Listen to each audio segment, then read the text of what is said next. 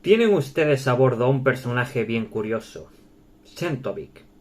Mirko Chentovic, el campeón del mundo de ajedrez. Ha recorrido de punta a punta los Estados Unidos, participando en todos los torneos, y ahora se dirige a la Argentina en busca de nuevos triunfos. ¿Qué tal estáis? Soy Héctor. Aquí ya sabéis que ando todo el día dejándome la vista leyendo para traeros grandes obras, grandes resúmenes de grandes obras de la literatura universal, la literatura española y algún que otro ensayo. Hoy toca novela de ajedrez de Stefan Zweig. Stefan Zweig nació en 1881 y falleció en 1942. Fue un escritor, biógrafo y activista social austríaco, posteriormente nacionalizado británico de la primera mitad del siglo XX, como habéis podido ver. Sus obras estuvieron entre las primeras que protestaron contra la intervención de Alemania en la Primera Guerra Mundial y fue muy popular entre las décadas del 20 y del 30 del siglo XX. Escribió novelas, relatos y biografías. En Petrópolis, desesperados ante el futuro de Europa y de su cultura, después de la caída de Singapur, pues creían que de verdad el nazismo se extendería por todo el planeta. El 22 de febrero de 1942, Stefan Zweig y su esposa se suicidaron. Sus criados les encontraron abrazados sobre la cama, 2 vasos con veneno sobre la mesilla de noche y 4 cartas. Se habían despedido de amigos y dejaron sus cosas en orden, hasta una nota sobre su perro confiado a sus amigos. Zweig había escrito: creo que es mejor finalizar en un buen momento y de pie una vida en la cual la labor intelectual significó el gozo más puro y la libertad personal, el bien más preciado sobre la tierra. Si hubiera esperado algunos años más, pues seguramente hubiera visto que al final el nazismo no se extendió por todo el planeta, sino que fue vencido. Pero bueno, en fin, él y su mujer pensaban que realmente los alemanes iban a ganar la Segunda Guerra Mundial. Bueno, pues nos vamos a novela de ajedrez. Estamos a bordo de un transatlántico rumbo a Buenos Aires. El amigo del protagonista, el narrador, que no es, tiene un amigo, y entonces el amigo le comenta que en ese barco está Mirko Chentovic. Yo he dicho, entiendo que se pronuncia Chentovic. Os pondré evidentemente el nombre, ya me perdonáis, lo he visto en algunos traductores, pero lo voy a pronunciar así. Desde hacía un año ese jugador había alcanzado el máximo nivel dentro de las figuras del arte del ajedrez. Todo eso había sorprendido a la opinión pública, puesto que era un tipo con un nivel intelectual bastante bajo. No indicaba que fuera capaz de esos prodigios. Incluso solía escribir con mucha falta de ortografía y su incultura era conocida y amplia. El jugador había sido un niño bastante lento, falto de iniciativa, y fue criado por un cura, puesto que su padre, que era marinero, murió. El cura solía jugar al ajedrez con el gendarme del pueblo bajo la atenta mirada del chaval. Una noche el chico, el cura se tuvo que salir y el chico empezó a jugar con el brigada, con el policía, y tras 14 jugadas el chico le ganó.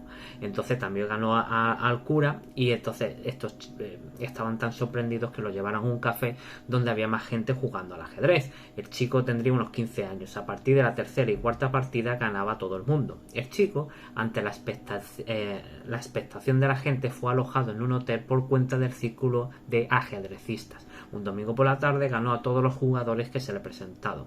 Incluso Mirko fue capaz de ganar una partida simultánea frente a 7 jugadores. Se convirtió en el orgullo local. Un representante se ofreció para llevar al jugador a Viena, donde sería enseñado por un conde que por lo visto era un gran ajedrecista. Aquel día empezó la gran carrera del hijo del barquero. Se convirtió en poco tiempo en un portento. Eso sí, Mirko nunca fue capaz de jugar una sola partida de memoria, es decir, a ciegas. Carecía de la facultad de proyectar el tablero sobre el campo ilimitado de la fantasía. Por eso mismo llevaba siempre consigo un pequeño ajedrez plegable. Esto era criticable por la gente del gremio porque demostraba falta de imaginación. Era como si un director de orquesta fuera incapaz de interpretar o dirigir la obra sin tener ante sus ojos la partitura. Pero vamos, no era un asunto importante porque siempre ganaba. A los 18 años había ganado el campeonato húngaro y a los 20 el del mundo. Así, grandes jugadores que presumían de ser intelectuales de pro claudicaron ante un tipo que parecía imbécil. Le gustaba mucho el dinero, era tacaño y cedió incluso su imagen para anuncios de jabón, y carecía de todo sentido del ridículo. Se convirtió en un ser al que le gustaba la ostentación y la arrogancia. Pero es normal, decía el amigo del narrador, porque con solo mover unas piezas ganaba mucho dinero y era lógico que eso abrumara a una persona de orígenes tan humildes. Además, no es nada anormal considerarse un gran hombre si no se tiene ni idea de que hayan existido personajes como Napoleón, Dante, Rembrandt o Beethoven. El narrador mostró interés. Siempre le habían interesado los monomaníacos, pero era difícil llegar al gran campeón, no solía hablar con casi nadie, así que, entre otras cosas, porque nadie podía jactarse de escuchar algo inculto de la boca del campeón. O sea, por lo general el campeón se había aislado precisamente para que no le echaran en cara lo inculto que era. El narrador tenía complicado acercarse a ese genio, ese loco enigmático, e ideó varias formas, pues como halagar su vanidad, simulando una entrevista por una revista famosa o proponerle un lucrativo torneo en Escocia. Pero al final decidió jugar él mismo una partida con el campeón. Ideó una estratagema. Se puso a jugar con su esposa, que era peor jugadora que él, y esperó que se fueran acercando interesados al juego. Uno de los interesados se llamaba McConnell y le retó una partida. Este tío era un ingeniero de minas escocés enriquecido gracias a los pozos de petróleo de California. Era de esa clase de personas triunfadoras, seguras de sí mismas, que consideran un deshonor perder en el más intrascendente de los juegos. Así que cuando perdía una partida, siempre culpaba alguna circunstancia y siempre pedía una revancha. Sentovic apareció un día y miró la partida y se fue. El narrador se lo dijo al escocés y este se encendió diciendo que tenía que jugar una partida con ese campeón. Así que el millonario se fue a hablar con Mirko y este último le dijo al escocés que solo jugaría si cobraba $250 por partida. McConnell cerró una partida con él. Sería al día siguiente en la sala de fumadores. El campeón propuso que jugaran los tres a la vez.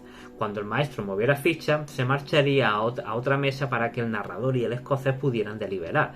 El tiempo máximo para cada jugada eran 10 minutos. Como es lógico, perdieron frente al campeón en el movimiento número 24. Era un tío muy prepotente y maleducado. Aún así, McConnell pidió la revancha. El escocés estaba muy enfadado, rojo de ira, así que Mirko encontró una mina de oro que le permitía ganar unos miles de dólares antes de llegar a Buenos Aires. En la segunda partida, ambos estaban aún más serios, el narrador y el escocés, y poco a poco iban llegando más curiosos a la partida. Cuando el escocés iba a realizar un movimiento, en ese mismo momento una mano le cogió el brazo y le dijo que no lo hiciera. Era un señor de unos 45 años. El hombre se veía que sabía de ajedrez. Les recomendó una serie de movimientos. Quizás ese hombre fuera otro campeón en otro tiempo, que se iba a batir con Mirko en Buenos Aires, no lo sabían. Mirko en una de las jugadas se quedó más tiempo de lo normal pensando. Luego alzó la vista y buscó entre los presentes quién podía estar dándole pistas a los otros jugadores. El narrador y el escocés estaban ahora muy excitados. Tenían posibilidades de ganar al arrogante del campeón. El campeón terminó sentándose porque había jugado todo el rato de pie y empezó a tomarse en serio la partida. El narrador y el escocés eran meras comparsas. La partida era entre el campeón y el hombre pálido de 45 años, terminado en la partida en tablas.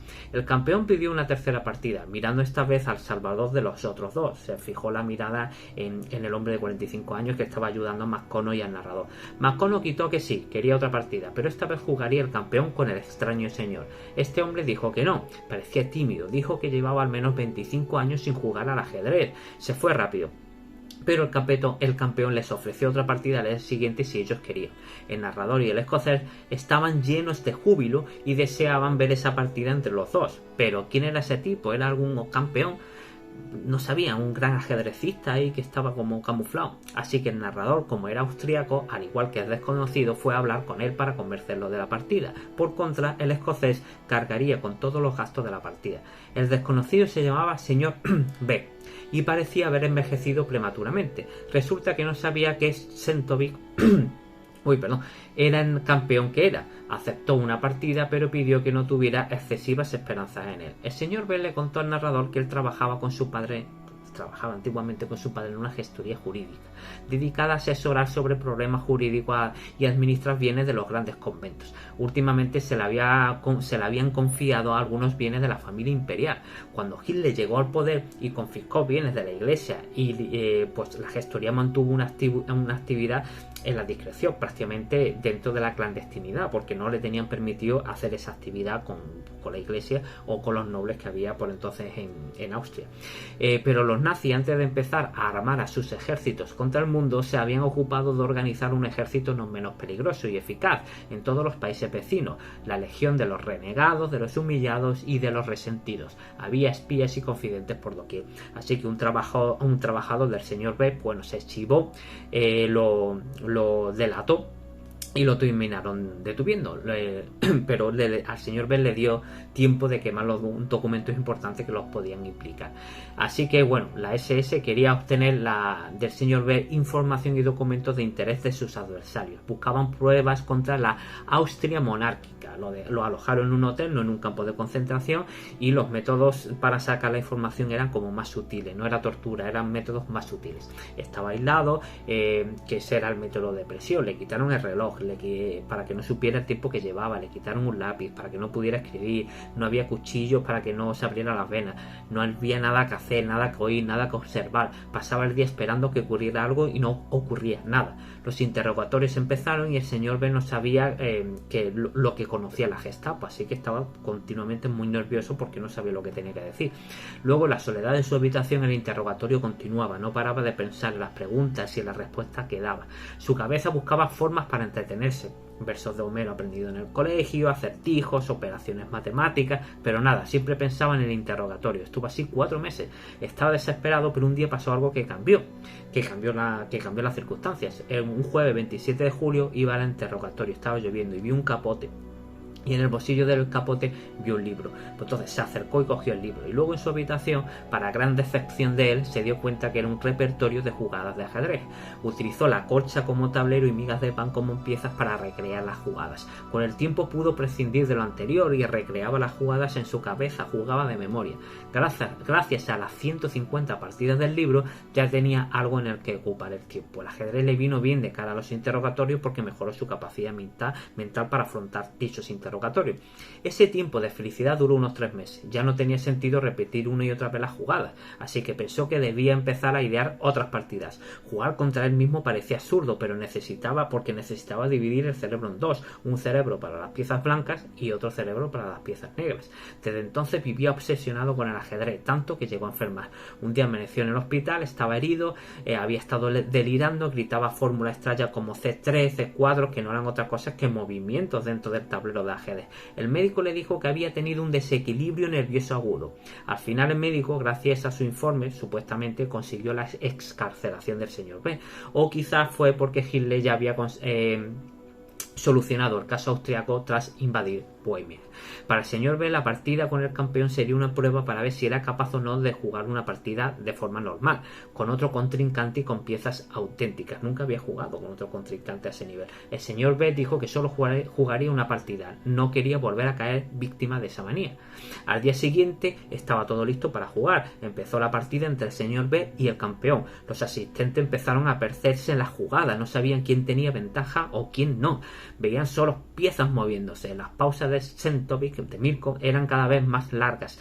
Tardaba cada vez más en mover y esto impacientaba al señor B. Cada vez estaba más nervioso, fumaba sin parar y bebía agua constantemente. Llevaban 2 horas y 45 minutos y solo habían hecho 42 movimientos. El señor B gritó. En uno de sus movimientos gritó: asunto liquidado. Luego se levantó y empezó a andar por la sala nervioso mientras que el campeón estaba concentrado en el juego. Pasaban los minutos y seguía imperturbable.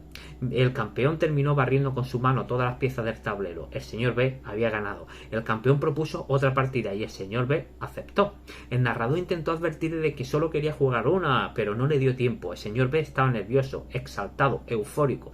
Ambos jugadores se habían convertido en 2 enemigos que habían jurado eliminarse mutuamente. El campeón jugaba lentamente, alargaba las pausas y el señor B estaba cada vez más nervioso.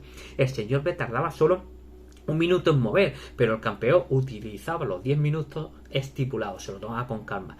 Tras 19 jugadas, el señor B movió el alfil y gritó jaque mate, pero el campeón dijo que su rey no estaba en jaque. El señor B estaba delirando, iba tan rápido, las partidas se le abrumaban en su cabeza, entonces prácticamente estaba alucinando.